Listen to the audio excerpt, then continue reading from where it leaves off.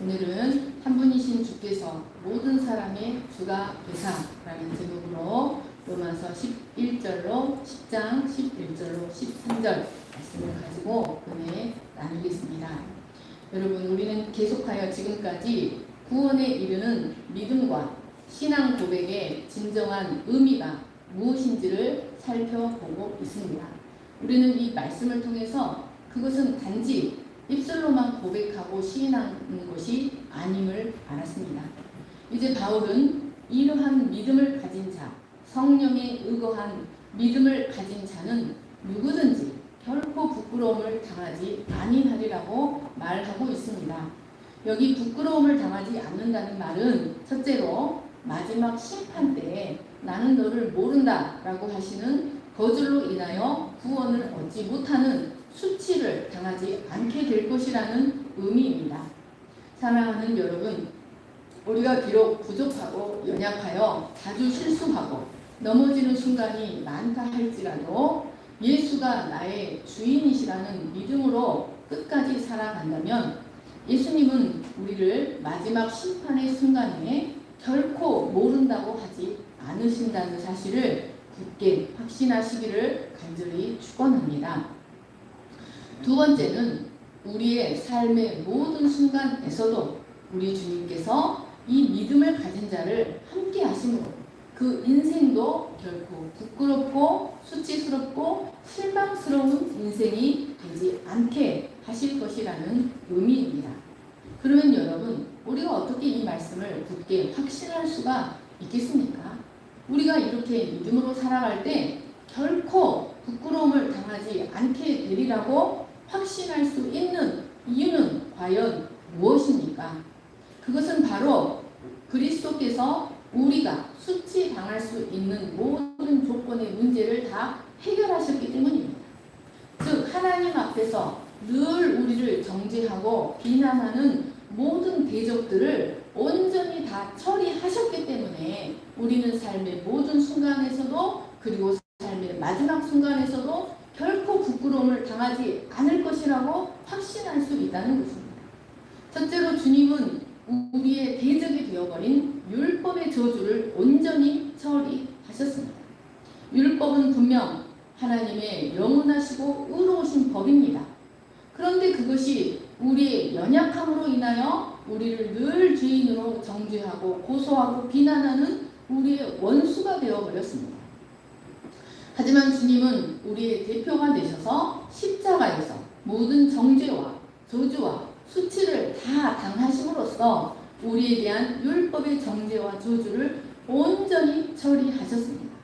그래서 그리스도 예수 안에 있는 자는 어떤 경우에도 율법의 대적이나 정죄를 받지 아니한다는 것을 기억하시기를 간절히 축원합니다.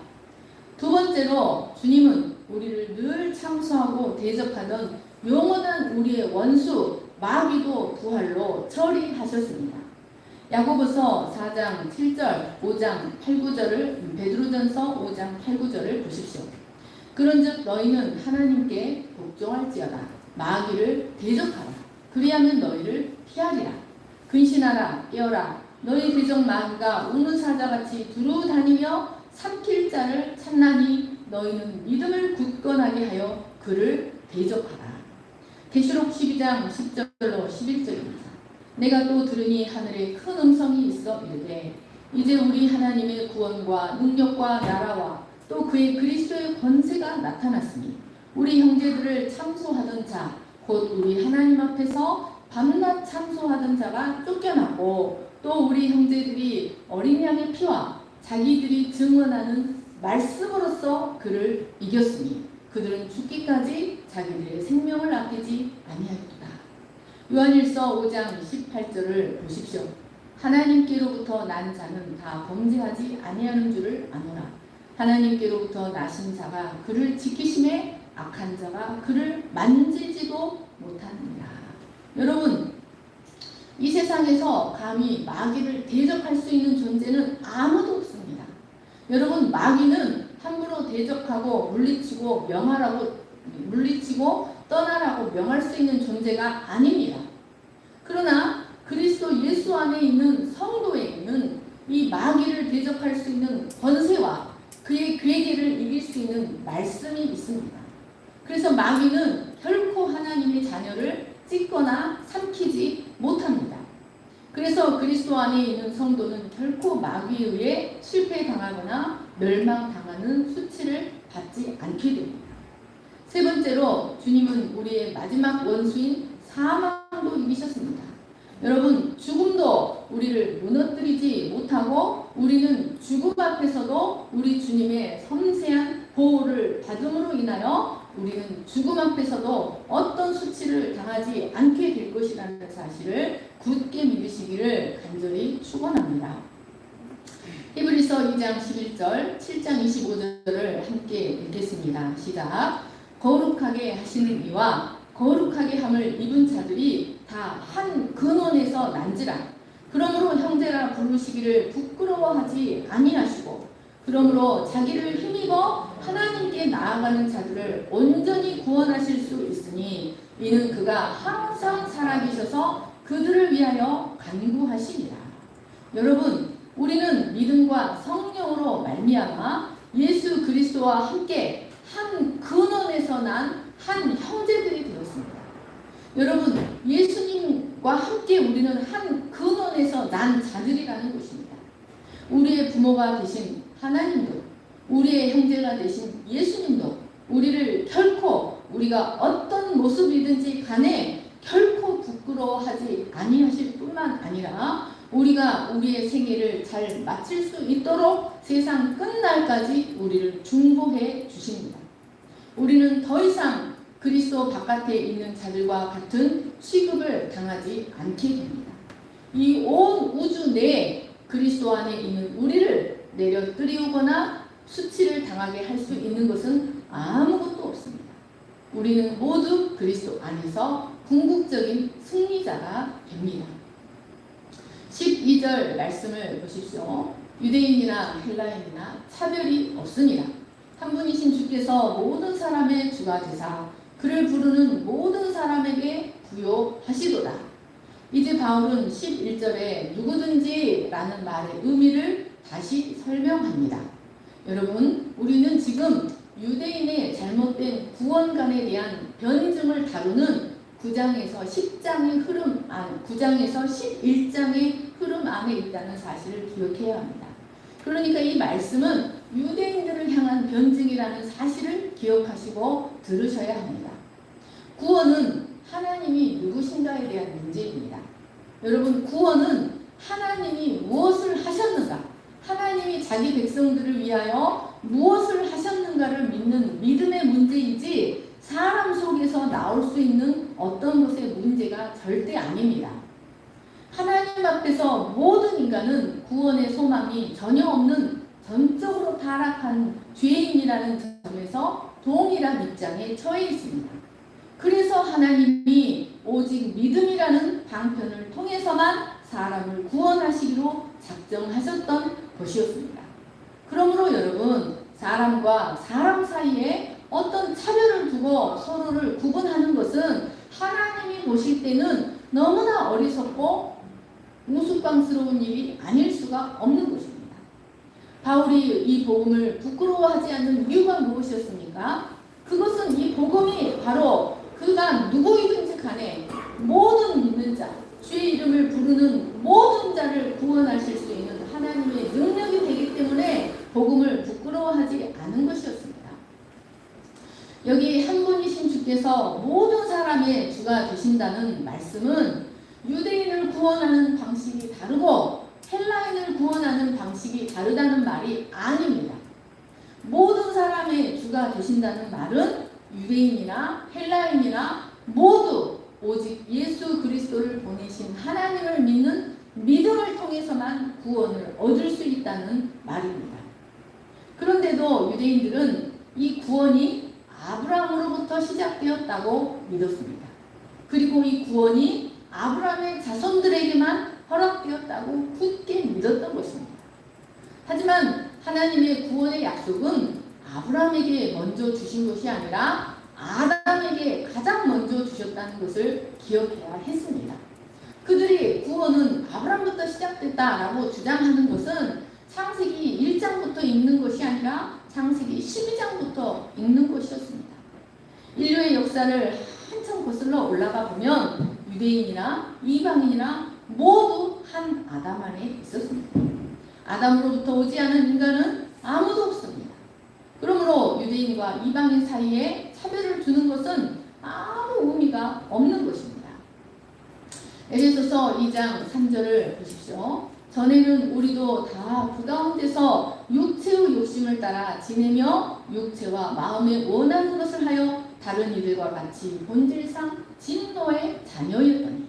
여러분, 에베소서는 교회론을 다루고 있습니다.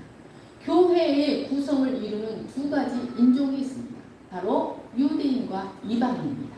그런데 이 말씀은 유대인들에게 하는 말씀입니다. 전에는 우리도 다, 여러분, 바울은 히브리인 중에 히브리인이요 율법으로는 바리새인으로서 그 누구보다도 유대주의적인 사람이었습니다. 그런데 그가 헬라인뿐만 아니라 우리 유대인들도 모두 다 본질상 진노의 자녀라라고 말하고 있습니다. 유대인이라고 해서 그 본질이 다르지 않다는 것입니다. 이는 유대인이었던 바울에게 있어서 놀라운 진술이 아닐 수 없었습니다. 물론 유대인과 이방인 사이에 차별이 있었던 때가 있었습니다. 그러나 그것은 하나님의 구원 사역을 계시하기 위하여 구원 경륜에 있어서의 순서의 차이였지 구원 자체의 차별은 결코 아니었습니다. 하지만 오랫동안 하나님의 말씀을 오해해왔던 유대인들은 이 사실을 받아들이기가 무척 어려웠습니다. 그래서 하나님이 마침내 이 복음을 온 땅에 전해야 할 때가 되었을 때 하나님은 이 복음의 전파자들로 유대인들을 사용하고자 하셨는데 유대인들을 사용하실 수밖에 없는 거죠. 그런데 이들에게 너무나 깊은 이 선입견이 있었기 때문에 전형적인 유대인들이었던 바울이나 베드로 같은 사도들을 특별한 방법으로 다루셔서 그들의 선입견을 깨셔야만 했습니다. 사도행전 10장 9절로 16절입니다. 이튿날 베드로가 기도하려고 지붕에 올라가니 그 시각은 제6시더라. 그가 시장하여 먹고자 하매 사람들이 준비할 때에 황홀한 중에 하늘이 열리며 한 그릇이 내려오는 것을 보니 큰 보자기 같고 네 귀를 메어 땅에 들이었더라. 그 안에는 땅에 있는 각종 네 발 가진 짐승과 기는 것과 공중에 나는 것들이 있더라. 또 소리가 있어 이르되 베드로야 일어나 잡아먹으라 하거늘 베드로가 이르되 주여 그럴 수 없나이다. 속되고 깨끗하지 아니한 것을 내가 결코 먹지 아니하였나이다 한데 또 두 번째 소리가 있으되 하나님께서 깨끗하게 하신 것을 내가 속되다 하지 말라 하더라. 이런 일이 3번 있은 후 그 그릇이 하늘로 곧 올려져 가니라. 여러분, 이 일은 하나님이 베드로를 이방인 백부장 고넬료의 집에 보내기 위하여 하신 작업이었습니다. 유대인들은 이 이방인들을 각종 더럽고 온갖 부정한 짐승 취급을 하였습니다. 그들은 율법 없는 이방인들과 식탁을 결코 공유하지 않았습니다. 그러나 이 일 이후 베드로는 성령의 지시로 전이라면 결코 함께하지 않을 이방인 고넬료의 집에 초대를 받아 가야 했습니다. 그리고 그곳에서 하나님께서 그들에게 베푸시는 놀라운 은혜를 보았습니다. 그리고는 하나님 앞에서 인간적인 차별이 아무런 의미가 없다는 것을 깊이 깨닫게 되었습니다. 그리고 이렇게 고백합니다. 사도행전 10장 34, 35절입니다. 베드로가 입을 열어 말하되 내가 참으로 하나님은 사람의 외모를 보지 아니하시고 각 나라 중 하나님을 경외하며 의를 행하는 사람은 다 받으시는 줄을 깨달았다. 여러분, 사람과 사람 사이의 구별은 사람이 만드는 것이지 하나님께는 모든 인간이 똑같은 입장에 처해 있다는 것을 기억하시기를 축원합니다. 고린도전서 1장 22절로 24절을 보십시오. 유대인은 표적을 구하고 헬라인은 지혜를 찾으나 우리는 십자가에 못 박힌 그리스도를 전하니 유대인에게는 거리끼는 것이요 이방인에게는 미련한 것이로되 오직 부르심을 받은 자들에게는 유대인이나 헬라인이나 그리스도는 하나님의 능력이요 하나님의 지혜입니다. 여러분, 그리스도의 십자가는 유대인과 헬라인 곧 온 인류를 다루시는 하나님의 능력과 지혜였습니다. 하나님은 바로 이 그리스도의 십자가를 통하여 사람과 사람 사이에 존재하던 모든 장벽들을 허물어 버리시고 온 우주를 그리스도 안에서 통일하셨습니다. 그래서 인류는 예수 그리스도로 말미암아 유대인과 이방인, 남자와 여자, 자유자와 종, 지혜자와 야만인이라는 모든 종류의 차별이 폐해지는 새로운 전기를 맞이하게 된 것입니다. 예수님이 오시지 않았다면 우리는 여전히 이 자리의 가운데 하얀 장막을 쫙 치고 이쪽은 여자, 이쪽은 남자, 그리고 종들이 다니는 교회, 자유자들이 다니는 교회, 양반들이 다니는 교회, 상놈들이 다니는 교회가 분리될 수밖에 없습니다. 그러나 예수님이 오심으로 인해서 그의 십자가로 말미암아 사람과 사람 사이에 존재하는 모든 장벽이 허물어지고 말았습니다. 그래서 이제 사람들은 모두 같은 방식으로 그리스도인이 되고 같은 방식으로 하나님 나라의 시민이 되고 같은 방식으로 하나님의 부족함 없는 은혜를 누릴 수가 있게 되는 것입니다. 이 복음으로 말미암아 언약 바깥에 있던 이방인들이 그리스도 안에서 함께 후사가 되고 함께 지체가 되고 함께 아브라함의 자손이 되어 아브라함의 약속에 함께 참여하는 자들이 되었습니다. 여러분, 유대인들이 사실 성경을 제대로 알았더라면 그 성경 속에 감추어진 하나님의 구속의 경륜을 제대로 깨달았더라면 그들의 조상들이 이 예수 그리스도를 통하여 이루어질 것을 멀리서 보고 환영했던 것처럼 드디어 때가 되었음을 깨닫고 복음을 기쁘게 받아들이고 과거에 자신들에게만 허락되었던 복음이 그 이방인들에게도 허락되었다는 사실 때문에 함께 기뻐해야만 마땅했습니다. 그것은 그들의 자랑스러운 선지자들이 오랫동안 예언해왔던 역사였고 그들 공동체 속에서도 이미 그림자적으로 실현되고 있던 것들이었습니다. 그러므로 그들은 이 바울을 핍박하고 성도들을 핍박하기보다 이 복음의 역사를 환영하고 기뻐해야 했던 것입니다. 하지만 그들은 그렇게 하기보다 오히려 그것을 받아들이지 못하고 그로 인하여 괴로워하고 분노하고 이를 갈았습니다.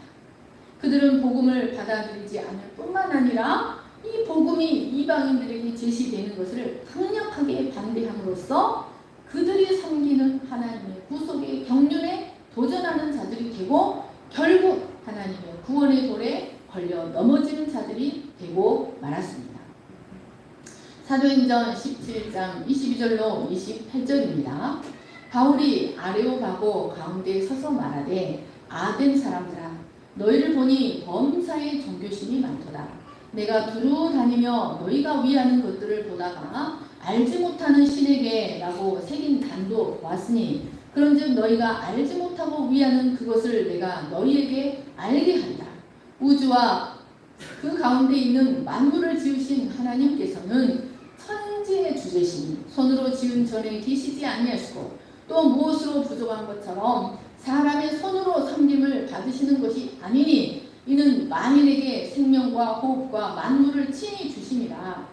인류의 모든 족속을 한 혈통으로 만드사 온 땅에 살게 하시고 그들의 연대를 정하시며 고주의 경계를 한정하셨으니 이는 사람으로 혹 하나님을 더듬어 찾아 발견하게 하려 하심이로되 그는 우리 각 사람에게서 멀리 계시지 아니하도다.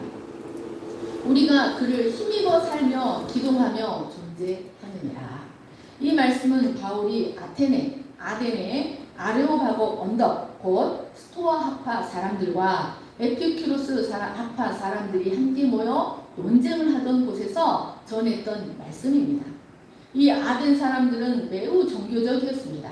그래서 그들의 성에는 어느 곳을 가든지 여러 신들에게 드리는 제단들이 있었는데 그 제단들 중에는 알지 못하는 신에게라고 이름 붙인 제단까지 있었습니다.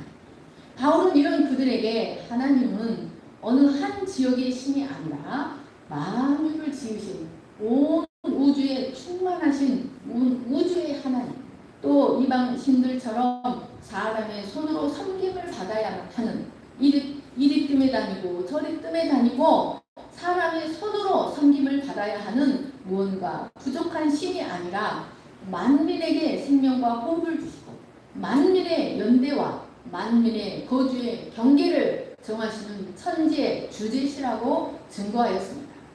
역사적으로 올바른 신관이 없었던 이방인들은 각 지역마다 관장하는 신이 달랐다고 믿었습니다.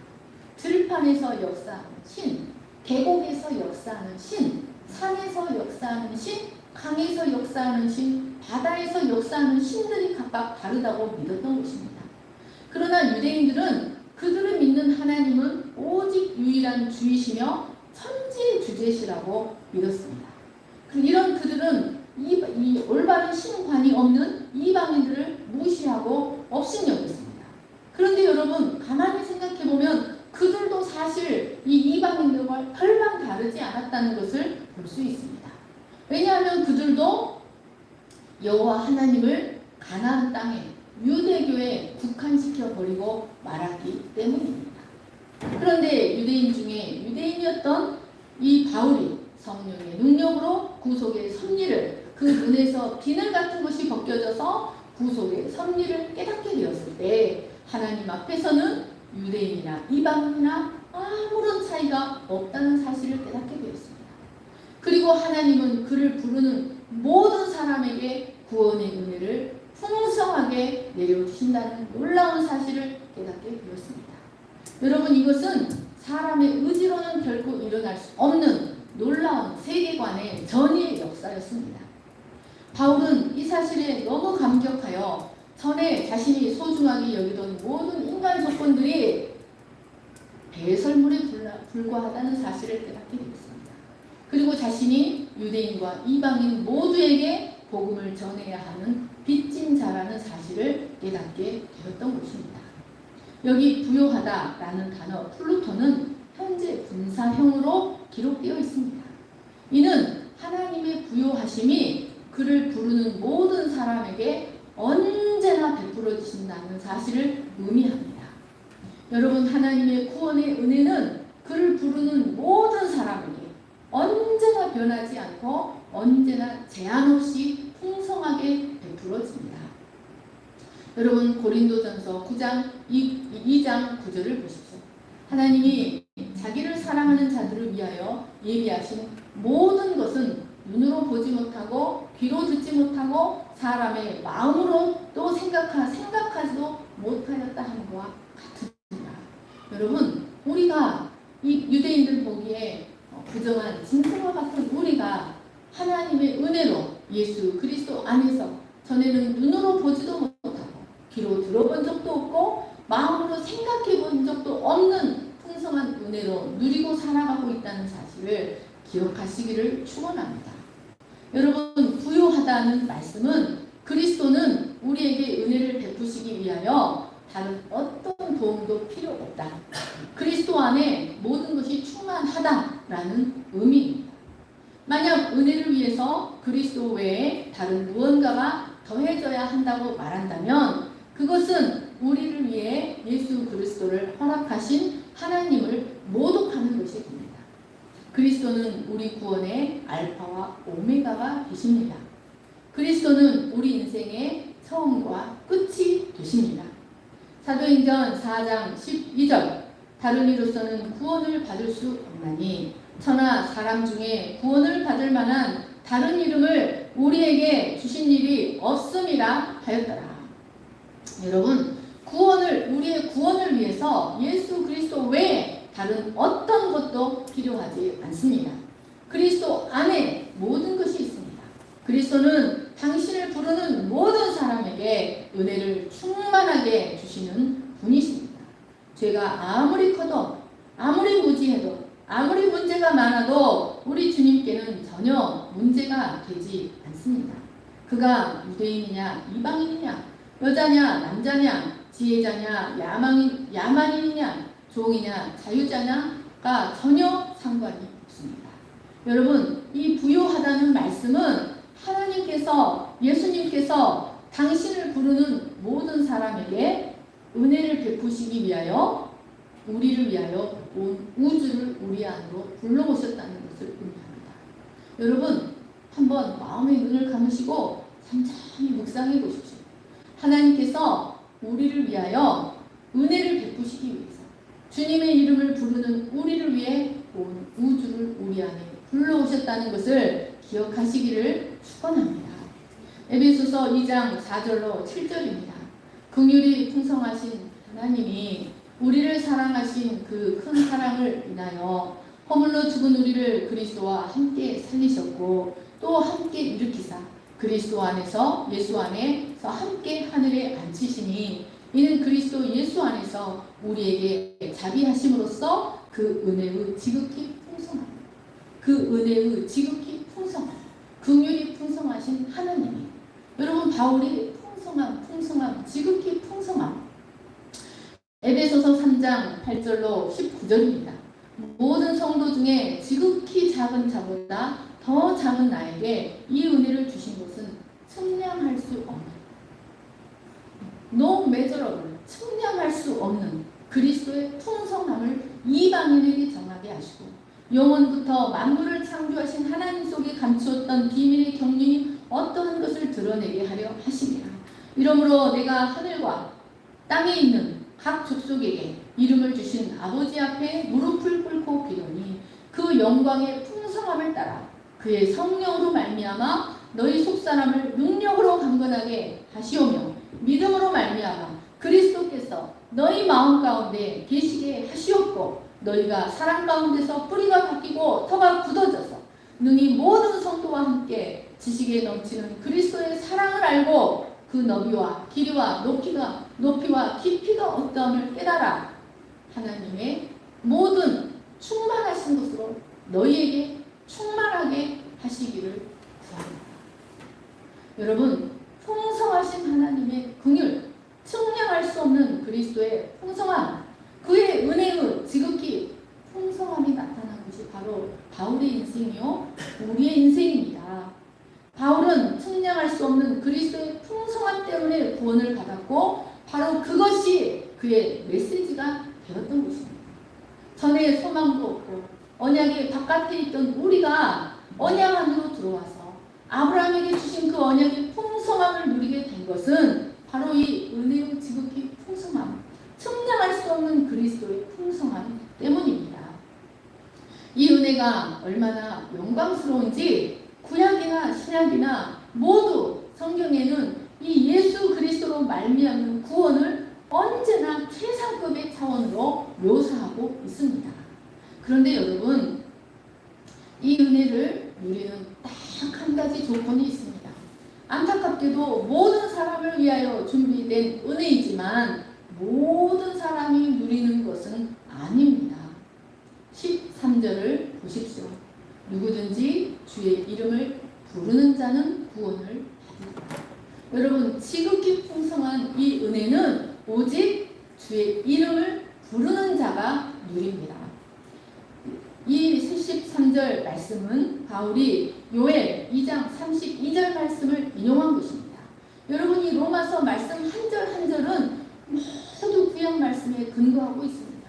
그는 유대인들에게 자신이 전하는 복음을 입증하면서 변증하면서 이 복음이 절대로 신약에 어느 날 갑자기 생긴 게 아니라 이 구원의 원리들이 모두 구약에 이미 기록된 말씀이라는 사실을 입증하고 있습니다. 요엘 2장은 하나님이 이스라엘을 향하여 아수르나 바벨론 같은 너무나 무서운 대적들을 일으켜 치시는 가운데서도 오직 여호와의 이름을 부르는 자들에게는 구원을 베푸실 것이라는 것을 약속하신 말씀이었습니다. 그런데 이 말씀은 매우 유명하고 중요한 말씀입니다.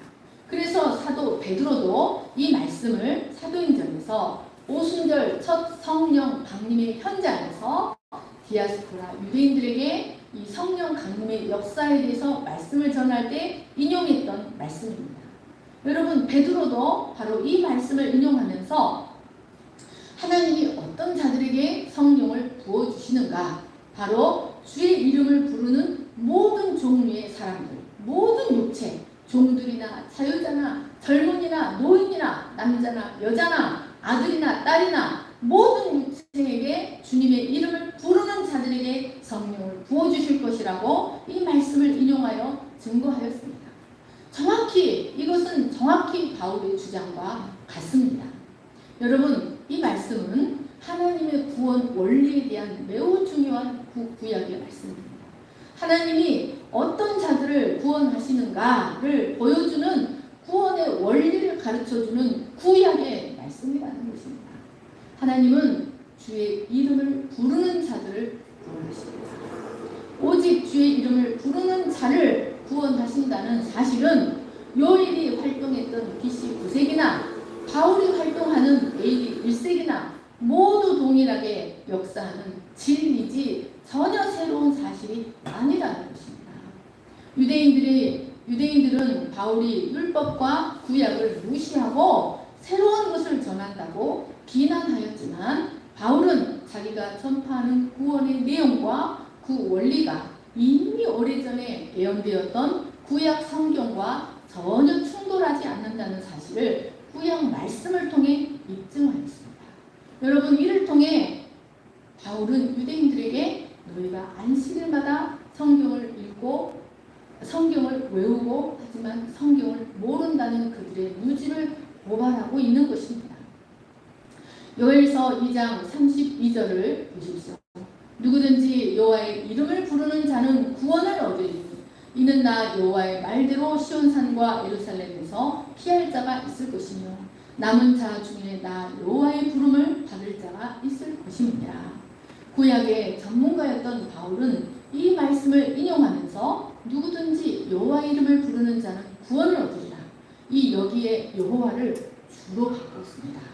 그런데 여기 바울이 말하는 주는 바로 예수 그리스도를 가리킵니다. 그러니까 바울은 이를 통하여 구약에서 이스라엘이 하나님의 언약을 통해 얻었던 구원과 신약의 성도들이 그리스도를 통해 얻게 되는 구원이 본질적으로 하나다, 연속성상에 있다, 전혀 다르지 않다는 사실을 증거하고 있는 것입니다.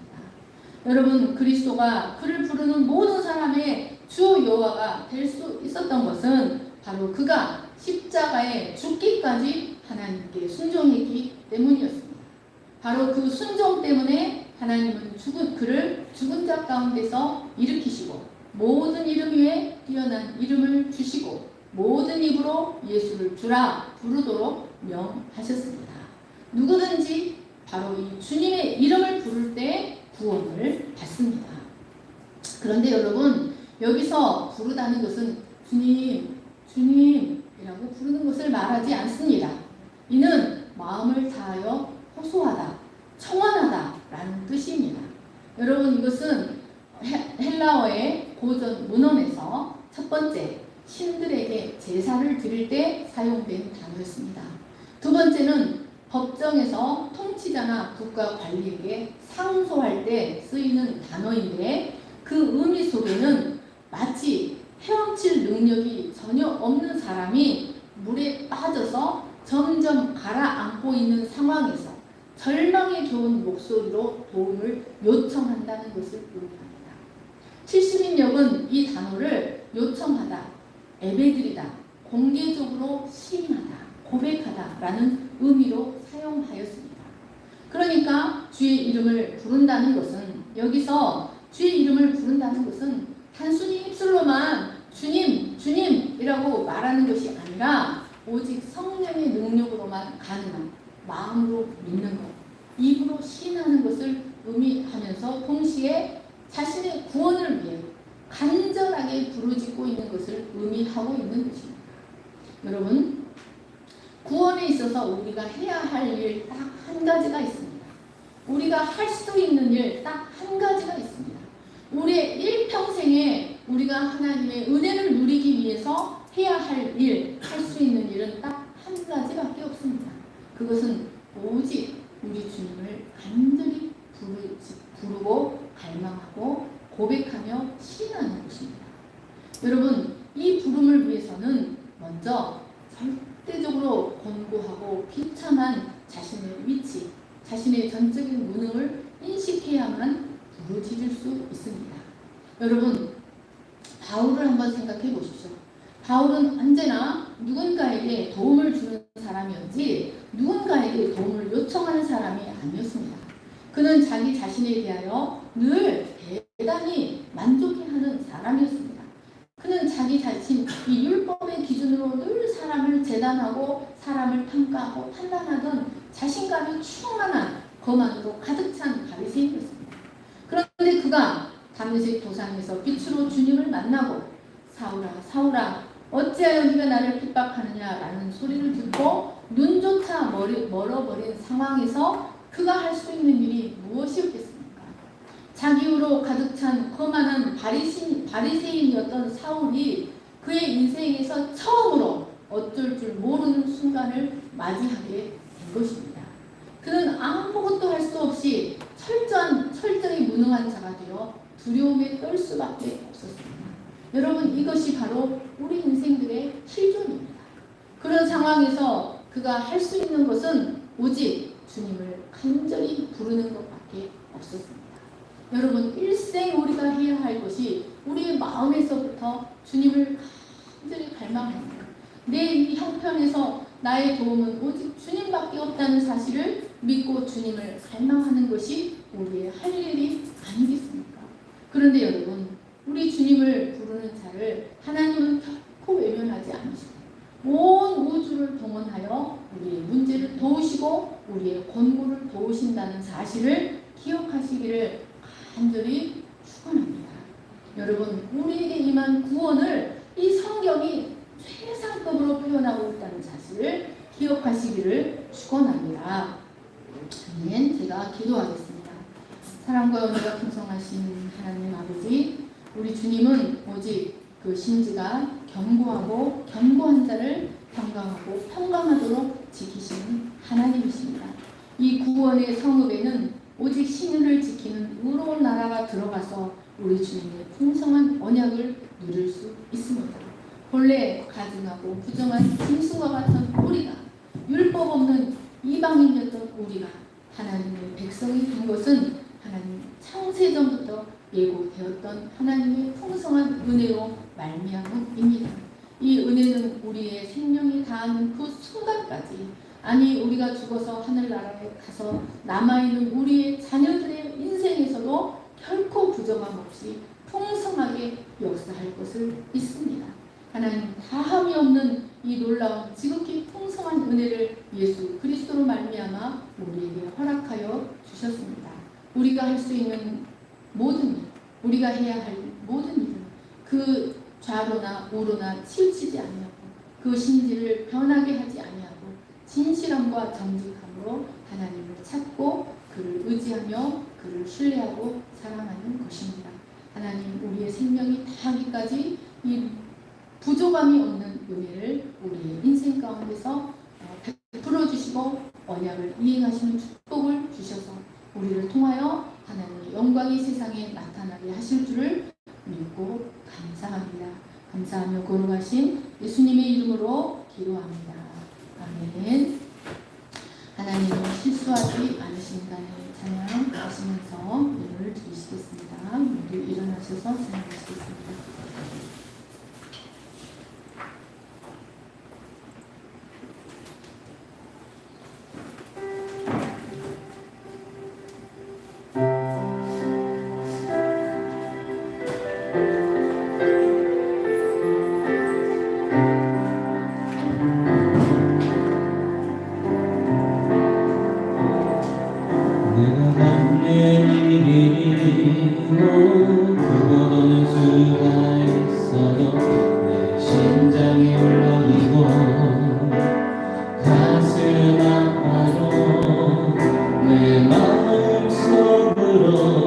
여전히 기뻐하는 날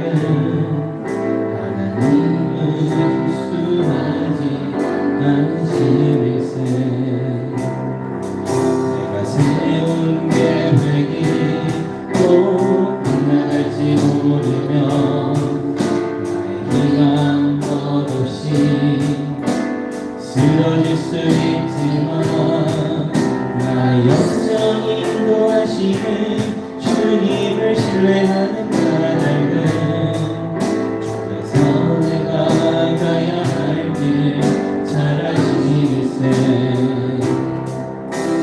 어느 밤 어둠이 깊어 나를 다시는 밝지 않을 것 같아 보여도 내 신앙 부여잡고 주님께 모든 것 맡기니 하나님을 내가 믿음일세. 지금은 내가 볼 수 없는 것 너무 많아서 너무 멀리 가물가물 어른거려도 분명히 오라. 나 두려워 아니하리 감사를 주님께 내어 맡기리.